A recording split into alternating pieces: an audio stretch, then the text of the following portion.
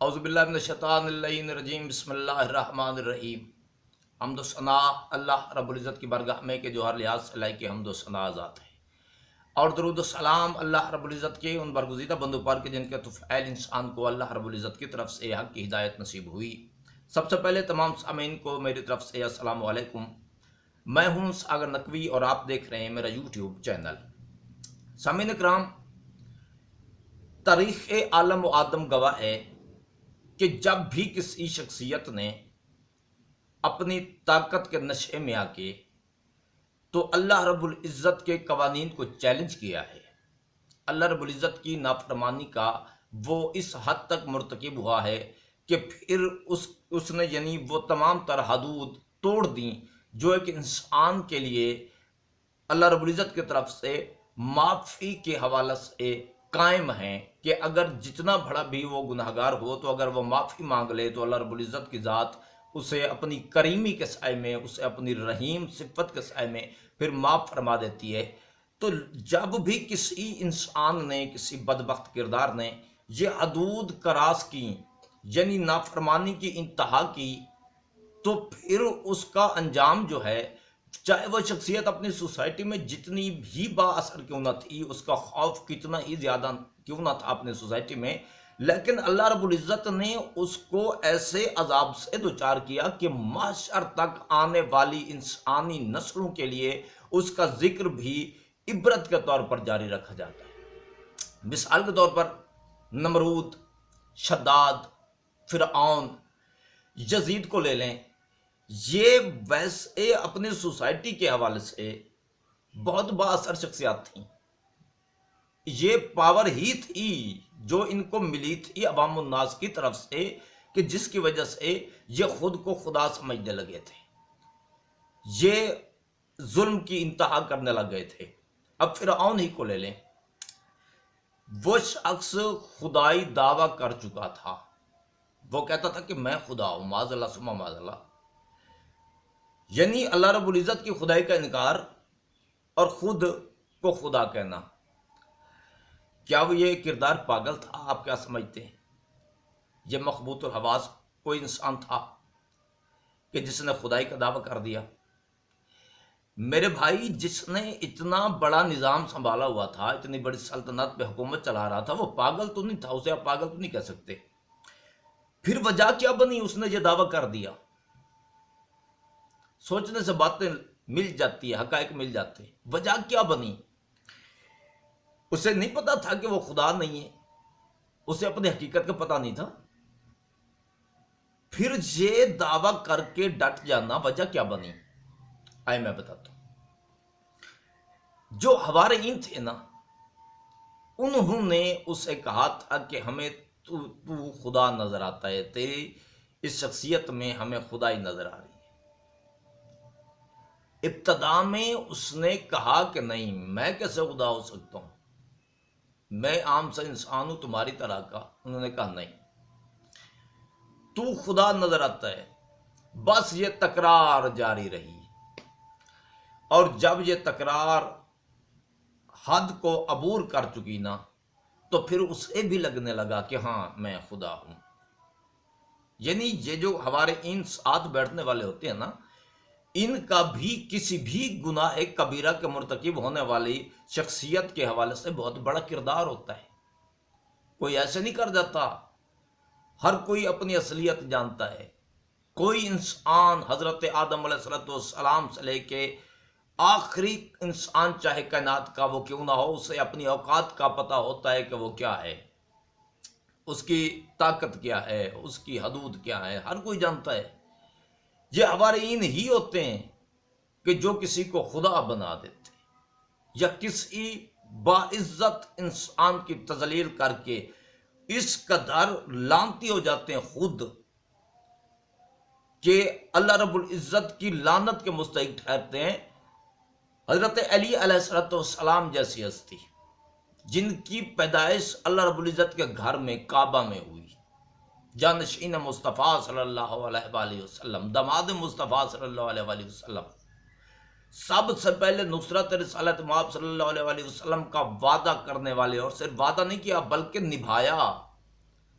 نبھانے والے، نسل شریعت مصطفیٰ صلی اللہ علیہ وسلم پر قربان کرنے والے حضرت علی علیہ السلام کے بارے میں جب انہی حواریوں نے بکواسیات شروع کی نا حضرت علی علیہ السلام کی شخصیت کو مسخ کرنے کے حوالے سے، تو جب مسجد میں سجدہ کی حالت میں شہادت ہوئی ہے نا میرے مولا کی، اور مضافات میں، اور شام تک جب یہ خبر گئی ہے تو لوگوں نے پوچھا کہ کیسے قتل ہوا ہے علی، تو جب بتانے والوں نے بتایا نا کہ سجدے کی حالت میں اللہ کے گھر میں، تو لوگوں نے تعجب سے پوچھا ہے کیا علی مسجد جاتا تھا؟ ہمیں تو کچھ اور بتایا گیا علی علیہ السلام کے حوالے سے۔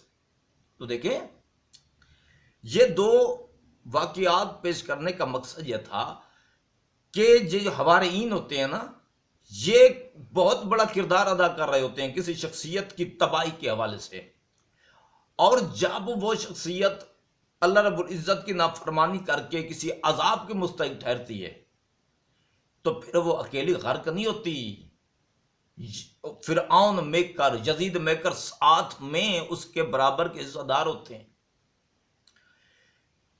تو یہی سلسلہ چلا میرے ملک میں، حوارئین نے اٹھایا، نون لیگ کو کہا کہ تیرے علاوہ اور کوئی سیاسی جماعت ہے ہی نہیں، بس تم ہی ہو۔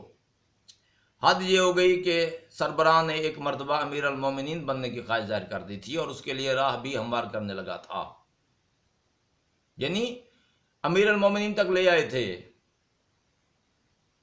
اس کے بعد باقی سیاسی پارٹیز، میں سندھ سے ہو کے آیا ہوں، وہاں لوگوں کے طرز زندگی اس طرح کا ہے، یقین کریں کہ چاہے کوئی چیف فیملی کیوں نہیں ہے، وہ اس ملک کے حوالے سے بنیادی ضروریات سے محروم ہے۔ لوگ، بجلی نہیں ہے، گیس نہیں ہے، سہولیات کوئی نہیں ہے۔ تو میں نے پوچھا کہ یار وجہ کیا ہے؟ آپ تو ماشاءاللہ ایک با اثر خاندان ہے وہاں کا، تو ان کے پاس ہم رکے ہوئے تھے، تو میں نے ان سے سوال کیا کہ کیا وجہ ہے جی؟ آپ جیسے بڑے لوگوں کے ہاں بھی یہ پوزیشن ہے، آپ کے علاقوں میں بجلی نہیں آتی، آپ کے علاقوں میں گیس کوئی نہیں ہے، سہولیات کوئی نہیں ہے، آپ کے علاقے میں روڈز کوئی نہیں ہے، وجہ کیا ہے؟ اس کے بعد بھی آپ مسلسل سپورٹ کیا جا رہے ہیں۔ تو انہوں نے کہا کہ جی ہم اس لیے سپورٹ کرتے ہیں کیونکہ یہ شہداء کی پارٹی ہے۔ بات ختم۔ شہداء کی پارٹی ہے تو بھائی شہداء تو چلے گئے قربانی دے کے، اب تو لٹیرے باقی پیچھے بیٹھے ہیں، آپ ان کو سپورٹ کیے جا رہے ہیں، یعنی ان شہداء کا خون اب بیچنے والے موجود ہیں، یعنی اب ڈیلنگ دیکھیں۔ تو عوام ان کو سپورٹ کیے جا رہی ہے، ان کی کارکردگی نہیں دیکھی جا رہی، زیرو، بالکل کوئی کارکردگی نہیں ہے، بنیادی ضروریات تک نہیں دے رہے عوام کو، لیکن عوام ڈٹ کے کھڑی ہے، ہم تمہارے ساتھ ہیں۔ کیوں؟ آپ شہداء کی پارٹی۔ تو آج انہیں کیا سے کیا بنا دیا جی۔ ایک اور جماعت آئی ریاست مدینہ کے نام پہ ناچتی ہوئی، تو آئی ریاست مدینہ بنانے کے نام کے دعوے کے ساتھ قانون جو پاس کرنے لگ گئی انڈر گراؤنڈ۔ یہ جو کامن لا ہے، راہ اس کے ہموار کرنے کے لیے انہوں نے کام شروع کر دیا، انہوں نے سہولت کاری شروع کر دی۔ تو جب بھی حوارئین کسی بھی شخصیت کو اٹھائیں گے تو وہ اوقات بھولے گا اور ایسے جرم کرے گا، ایسے ظلم کرے گا کہ جن کی وجہ سے پھر اس جبار و قہار ذات کی پکڑ میں آئے گا۔ یہاں کیا ہو رہا ہے پاکستان میں؟ دو طرح کے عوامل ہوتے ہیں جو کسی شخصیت کی تباہی کا موجب بنتی۔ ایک ہوتے حوارئین جو اسے اس کے اوقات سے زیادہ اسی کے سامنے پیش کر رہے ہوتے ہیں، دوسرے ہوتے چپ خاموش احباب۔ میرے ملک میں ان دو کوالٹیز، ان دو ویرائٹیز کی کثرت ہے۔ حوارئین کی بھی کمی نہیں ہے، خاموش طبیعت عوام کی بھی کمی نہیں ہے۔ اور یہ جو خاموش رہنے والے ہوتے ہیں نا، یہ ان حوارئین کے وہ جو جھوٹے دعوے ہوتے ہیں، جھوٹی تعریفیں ہوتی ہیں، یہ اصل میں ان کو سپورٹ مل رہی ہوتی ہے اس خاموشی سے، کیونکہ ان کے اگینسٹ کوئی آواز بلند نہیں ہو رہی ہوتی. تو یعنی یہ خاموش احباب یہ بھی شامل ہی ہوتے ہیں ان ظالمین کو بنانے کے حوالے سے، ان کی وہ نیگیٹو کردار سازی کے حوالے سے یہ بھی برابر کے شریک ہوتے ہیں. تو پاکستان میں یہی ہوا. خاموش احباب اور حوارئین انہوں نے نااہلوں کو اٹھایا، جو کچھ نہیں تھے انہیں کہا تم تو لیڈر ہو بھائی، تمہارے جیسا لیڈر تو اللہ کی کائنات میں کوئی نہیں ہو سکتا، ہمیں تم میں لیڈرز نظر آ رہے ہیں، لیڈرشپ کی کوالٹی تم میں ہے. انہوں نے کیا کیا؟ تھے تو نااہل. جب وہ آئے تو انہوں نے کیا کام کرنا تھا، اوپر سے بولی لگ گئی. ایسے کرداروں کو فارس ایل جو کردار ہوتے ہیں ان کو خرید کرنے کے لیے پارٹیز موجود ہوتی ہیں باہر سے، تو وہاں سے ان کی بولی لگنا شروع ہو گئی. ادھر عوام نے ان کو ہیرو بنا کے پیش کیا، بولی بڑھتی گئی، ان کے دل میں آتا گیا کہ واقعی ہماری بہت زیادہ قیمت ہے، ہم اس ملک سے بھی قیمتی ہیں، یہ ملک بھیج دو. ہم عوام کی بنیادی ضروریات جو ہیں وہ ہماری وجہ سے ہیں، لہذا ان میں سے بھی حصہ لو. حد یہ ہو گئی کہ بڑھتے بڑھتے بڑھتے عوام خاموش، وہ خاموش طبیعت جو احباب تھے وہ خاموش رہے، جو حوارئین تھے انہوں نے ناچ ناچ ناچ ناچ کے تو ان کو پتہ نہیں کیا سے کیا ان کے سامنے پیش کر دیا. نتیجہ یہ ہوا کہ اب یہ اللہ رب العزت کی ذات مبارکہ علی کل شیء قدیر ذات کے سامنے اب یہ اکڑ گئے.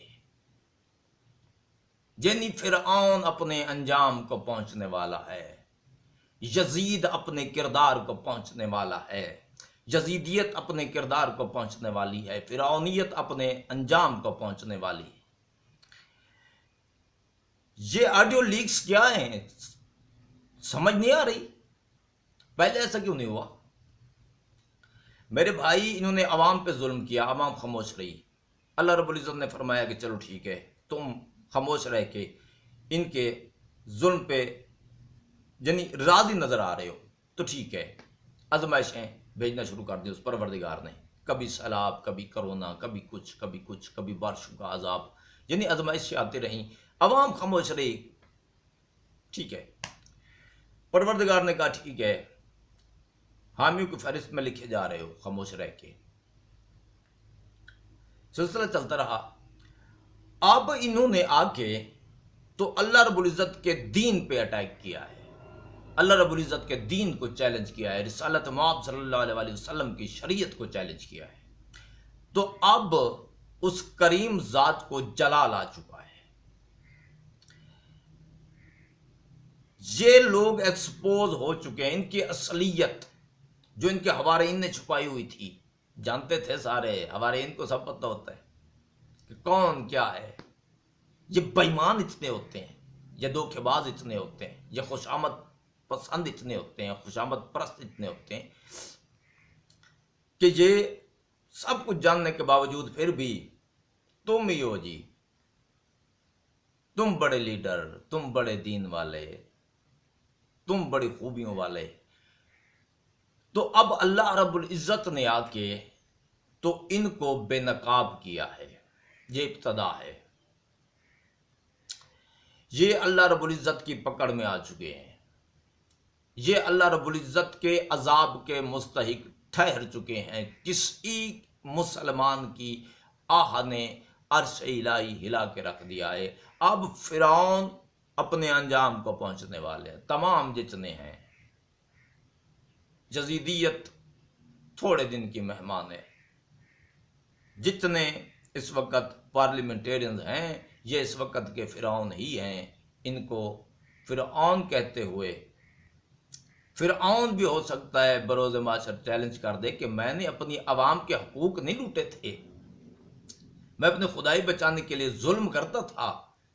ان کے سارے ظلم ٹھیک ہے سیم فرعون والے ہوں کہہ دے گا فرعون کہ ان کے سارے ظلم ٹھیک ہے میری طرح ہوں، لیکن میں اپنی عوام کے منہ سے نوالا نہیں چھینتا تھا، میں اپنا ملک نہیں کمزور کرتا تھا، میں اپنے عوام کے حقوق نہیں بیچتا تھا، میں نے اپنا ملک فار سیل نہیں رکھا ہوا تھا۔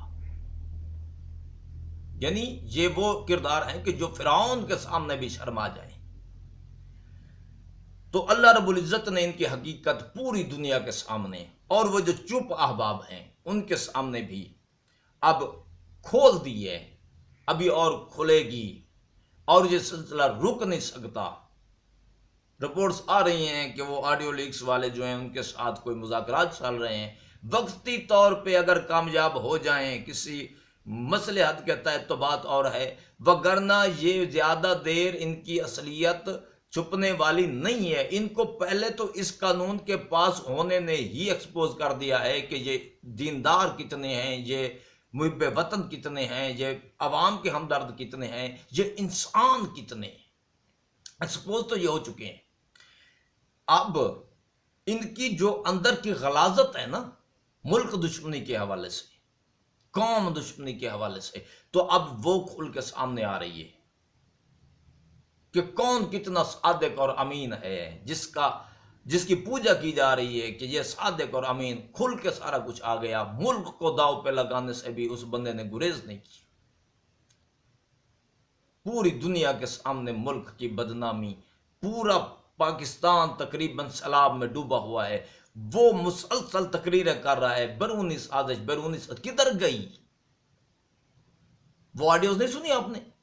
خود کہہ رہا ہے میں نے اس پوائنٹ پہ کھیلنا ہے، اس لیے اس کی تشریح اور اس کے منٹس جو ہیں وہ اپنی مرضی کے مطابق بنا کے تو وہ پیش کر دے دو۔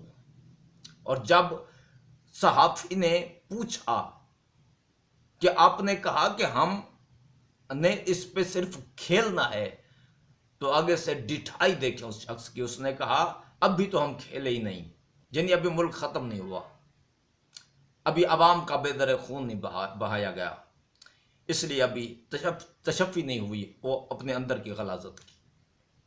تو باقی جتنے ہیں منحوس، سب کی اصلیت کھلنے لگی ہے، اور یہ کوئی انسان نہیں کر رہا، یہ اللہ رب العزت کا عذاب ہے ان پہ، یہ اللہ رب العزت کی پکڑ میں آ چکے ہیں۔ اس لیے، اور نام نہاد وزیر اعظم کہوں گا، اس نے کہا کہ وزیر اعظم ہاؤس کی آڈیوز جو ہیں وہ لیک ہوئی، اس لیے پاکستان کی بدنامی ہوئی ہے۔ پاکستان کی بدنامی نہیں ہوئی، تجھ جیسے نااہل کی، تیری نااہل کابینہ کی حقیقت سامنے آئی ہے کہ تم کتنے ڈفر لوگ ہو۔ ملک کی بدنامی کیا ہوئی ہے؟ تمہاری حرکات کھلی ہیں کہ وہاں بیٹھ کے تم کس طرح کے منصوبے بناتے ہو، دنیا کے سامنے آ گیا ہے، تمہاری محب الوطنی سامنے آ گئی ہے، تمہاری انسانیت سامنے آ گئی ہے، تمہارا دین اسلام سامنے آ گیا۔ میرے وطن کی کوئی بدنامی نہیں ہوئی۔ ہاں، کوشش کر رہے ہو تم لوگ اس ملک کو کمزور کرنے کے لیے، لیکن وہ کریم ذات ہے، وہ اس وطن کی حفاظت فرمائے گا۔ اس ملک پہ قائد اعظم محمد علی جناح جیسے مخلص لیڈر کی دعائیں ہیں، مفکر پاکستان حضرت ڈاکٹر علامہ محمد اقبال جیسے درویش انسان کی دعائیں ہیں، لیاقت علی خان جیسی شخصیت کا، محب وطن لیڈر کا خون اس ملک کی بقا کے لیے بہایا گیا ہے۔ میری آرمی کے نوجوان مسلسل شہادتیں پیش کر رہے ہیں اس ملک کے تحفظ کے لیے۔ انشاءاللہ العزیز میرا وطن سلامت رہے گا، تم کہیں کے نہیں رہو گے، نسلوں سمیت تم تباہ و برباد ہو جاؤ گے، اور اللہ رب العزت کے عذاب کے ذریعے ہوگے انشاءاللہ العزیز۔ بہت جلد تمہارا انجام قریب ہے، نظر آ رہا ہے۔ بس تم نے جتنی نافرمانی کرنی تھی، جتنا ظلم اس قوم پہ کرنا تھا، جتنا کمزور اس ملک کو کرنا تھا، یا جتنی اسلام دشمنی کرنی تھی وہ تم کر چکے، اب انجام قریب ہے۔ اس لیے میں اپنی قوم سے، اپنی عوام سے ملتمس ہوں کہ یہ لوگ معذب ہو چکے ہیں، یہ اللہ رب العزت کے عذاب کے مستحق ٹھہر چکے ہیں، لہٰذا استغفار کر لو۔ نظر آ رہا ہے حضرت لوط علیہ السلام والی قوم کا عذاب وہ اس معاشرے کے لیے تیار ہو چکا ہے میرے بھائی۔ سیم سارا کچھ وہی نظر آ رہا ہے جو وہاں ہوا، قرآن نے بتایا، جہاں وہی چیز ساری نظر آ رہی ہے۔ وہ قوم کیسے شکنجے میں آئی تھی، عذاب کی ابتدا کیسے ہوئی تھی، وہ سارا کچھ سامنے آ رہا ہے۔ نیکسٹ ویڈیو میں انشاءاللہ وہ تمام سمٹمز، تمام نشانیاں جو ہیں وہ میں آپ کے ساتھ شیئر کروں گا۔ لہٰذا میں اپیل کر رہا ہوں اپنی عوام سے کہ ان کا دامن چھوڑ دیں، ان پہ لعنت بھیج دیں اور استغفار کریں، اللہ رب العزت کی بارگاہ میں استغفار کریں، معافی مانگیں، مناجات کریں۔ وہ کریم ذات ہے۔ ہاتھ جوڑ کے کہہ دیں کہ پروردگار عالم بس انسان سے غلطی ہو گئی، ہم تو مسلسل معافی مانگ رہے ہیں پروردگار عالم سے کہ پروردگار نہیں پتا تھا جزیدان وقت سامنے ہیں اور مومنین کے روپ میں آ کے ووٹ مانگ رہے ہیں، اس لیے ووٹ کر دیا، لہذا یہ غلطی معاف فرما دے۔ آئندہ کے لیے ہم تیری ذات سے وعدہ کرتے ہیں ان سیاستدانوں کو سپورٹ نہیں کریں گے، ان لعنتی کرداروں سے ہم بیزاری کا اعلان کرتے ہیں۔ لہذا اس عذاب کے مستحق مت ٹھہرو، ان کے خلاف آواز بلند کرو۔ اللہ رب العزت کے دین پہ جو حملہ ہوا ہے اس کے خلاف ڈٹ جاؤ اور اپنے وطن اور اپنی آزادی اور اپنے دین کی قدر کرو، اور اللہ رب العزت کی رحمت کے مستحق ٹھہرو۔ ان لوگوں سے برات کا اعلان کر کے، ان لوگوں سے نفرت کا اعلان کر کے، ان لوگوں سے لا تعلقی کا اعلان کر کے، وگرنہ اللہ رب العزت کا عذاب بہت شدید ہے۔ اس دنیا کی زندگی میں شروع ہو کے ابدی زندگی تک وہ عذاب مسلسل پھر چکھنا پڑتا ہے ایک ایک پل میں۔ یہ فرعون آج ہیں، انشاءاللہ بہت جلد اللہ رب العزت انہیں نشان عبرت بنا دیں گے۔ تو کسی فرعون کے ساتھ غرق ہونے کی بجائے رسالت مآب صلی اللہ علیہ وسلم کی شریعت کے لیے آواز بلند کر کے نبی کے امتی ہونے کی مہر جو ہے وہ ثابت کرا لو اپنے نبی سے۔ اللہ رب العزت کے دین کے حق میں آواز بلند کر کے، اس غلاظت، اس غلیظ قانون کے خلاف آواز بلند کر کے، اپنے رب کریم کے دین کے حق میں بول کے، تو اپنے رب کی بارگاہ میں سرخرو ہو جاؤ، تاکہ وہ رحمتیں برسائے تم پہ، ان کے حصے کا عذاب وہ تمہارے سر پہ بھی ساتھ نازل نہ ہو جائے۔ فی الحال کے لیے اتنا۔ خدا حق کو سمجھنے کی طاقت اور توفیق عطا فرمائے۔